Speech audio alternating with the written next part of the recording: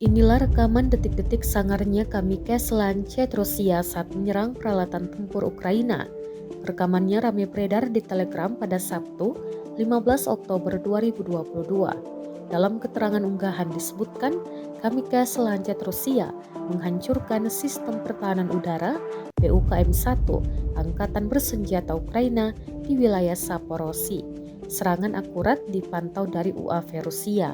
Dalam hitungan detik, BUKM-1 Ukraina hancur setelah dilibas serangan Kamikze.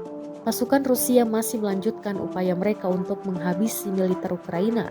Ukraina telah meminta sekutunya untuk memasok lebih banyak sistem pertahanan udara dan amunisi setelah Rusia meningkatkan penggunaan drone Kamikze dalam serangan brutalnya terhadap negara itu.